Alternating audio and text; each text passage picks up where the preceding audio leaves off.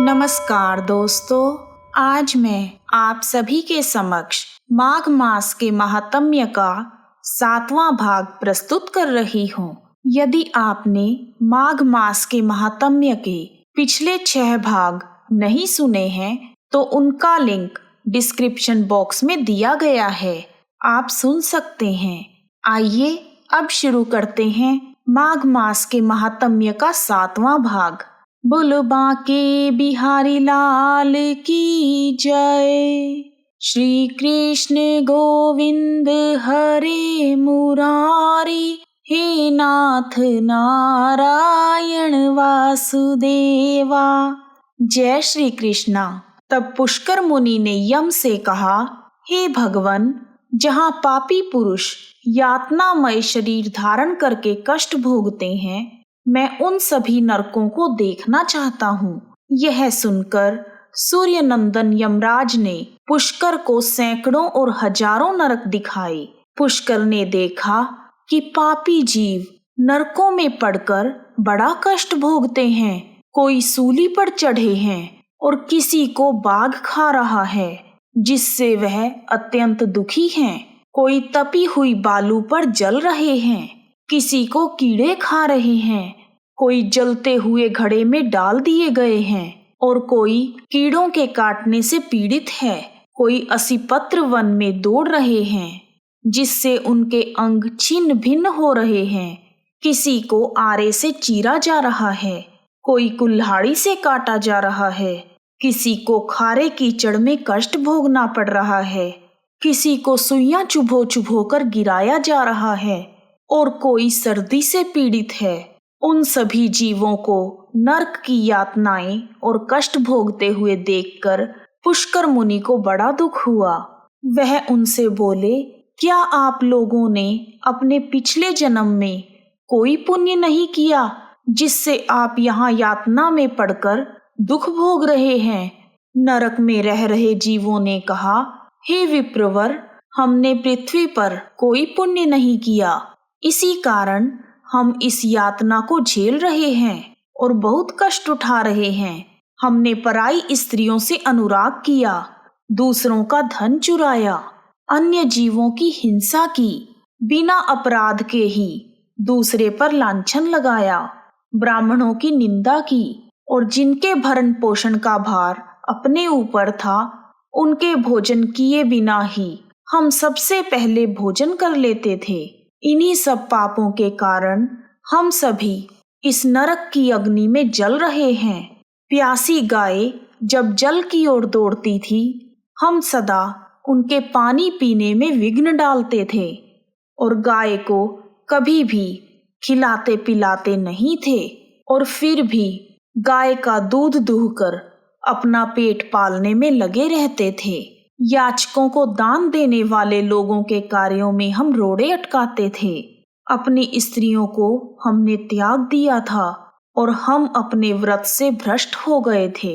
दूसरे के अन्न में ही सदा रुचि रखते थे। त्योहारों पर भी स्त्रियों के साथ रमण करते थे। ब्राह्मणों को देने की प्रतिज्ञा करके भी लालचवश उन्हें दान नहीं देते थे। हम धरोहर हड़प लेते थे, मित्रों से द्रोह करते थे तथा झूठी गवाही देते रहते थे। इन्हीं सब पापों के कारण आज हम यहाँ दग्ध हो रहे हैं। तब पुष्कर मुनि बोले, क्या आप लोगों ने भगवान जनार्दन का एक बार भी पूजन नहीं किया? इसी से आप ऐसी भयानक दशा में पहुंचे हैं। जिन्होंने समस्त लोकों के स्वामी भगवान पुरुषोत्तम का पूजन किया है, उन मनुष्यों को मोक्ष की प्राप्ति होती है। फिर पाप क्षय की तो बात ही क्या।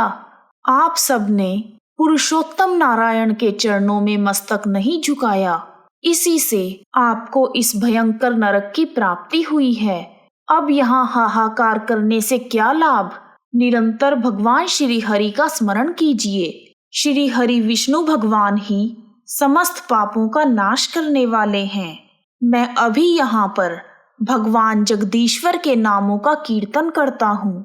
भगवान जगदीश्वर के नाम निश्चय ही आप सभी का कल्याण करेंगे। तब नरक में रह रहे जीवों ने कहा, हे ब्राह्मण, हमारा अंतःकरण पवित्र नहीं है, हम अपने पाप से संतप्त हैं। ऐसे समय में आपके शरीर को छूकर बहने वाली हवा हमें आनंद प्रदान कर रही है। हे धर्मात्मा, आप कुछ देर तक यहाँ ठहरिए, जिससे हम दुखी जीवों को क्षण भर ही सुख मिल सके। हे ब्राह्मण, आपके दर्शन से हमें बड़ा संतोष हो रहा है। अहो, हम पापी जीवों पर भी आपकी कितनी दया है। तब यमराज ने कहा, हे धर्म के ज्ञाता पुष्कर, अब तुम नरक देख चुके हो, अब तुम जाओ, तुम्हारी पत्नी दुख और शोक में डूबकर रो रही है। तब पुष्कर मुनि बोले, हे भगवन, जब तक इन दुखी जीवों की आवाज मेरे कानों में पड़ रही है, तब तक मैं कैसे जाऊं? जाने पर भी वहां मुझे क्या सुख मिलेगा? आपके किंकरों की मार खाकर जो आग के ढेर में गिर रहे हैं, उन नारकीय जीवों की यह दिन रात की पुकार सुनिए। कितने ही जीवों के मुख से निकली हुई यह ध्वनि मुझे सुनाई देती है। हाय, मुझे बचाओ, मेरी रक्षा करो, मेरी रक्षा करो। समस्त भूतों के आत्मा और सबके ईश्वर सर्वव्यापी श्री हरि की मैं नित्य आराधना करता हूँ। इस सत्य के प्रभाव से यह नारकीय जीव तत्काल मुक्त हो जाएं। भगवान विष्णु सब में स्थित हैं और सब कुछ भगवान विष्णु में स्थित है। इस सत्य से नारकीय जीवों का तुरंत कलेश से छुटकारा हो जाए।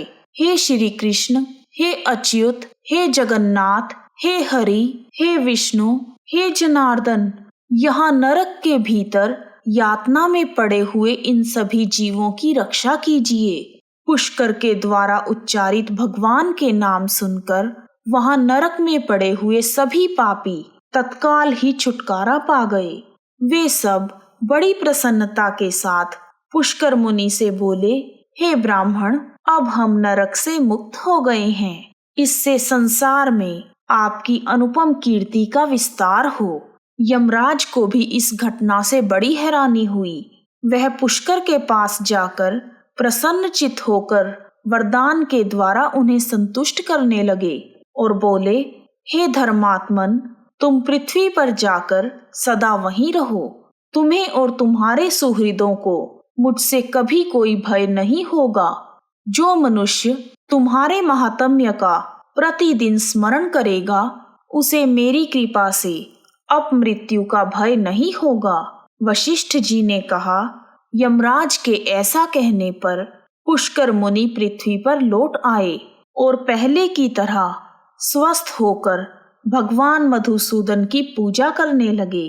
राजन, मेरे द्वारा कहे हुए पुष्कर के इस महात्म्य को जो सुनता है, उसके सभी पाप नष्ट हो जाते हैं।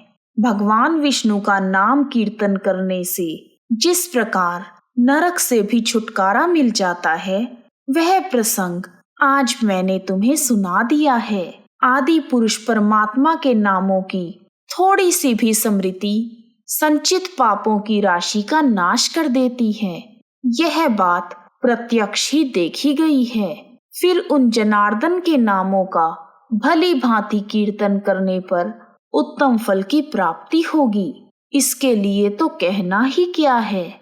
इस प्रकार माघ मास के महात्म्य का 7वां भाग पूर्ण हुआ। बोलो बांके बिहारी लाल की जय। हरे रामा रामा रामा हरे हरे, हरे कृष्णा कृष्णा कृष्णा हरे हरे। आप सभी का हार्दिक धन्यवाद। जय श्री कृष्णा, जय माता दी।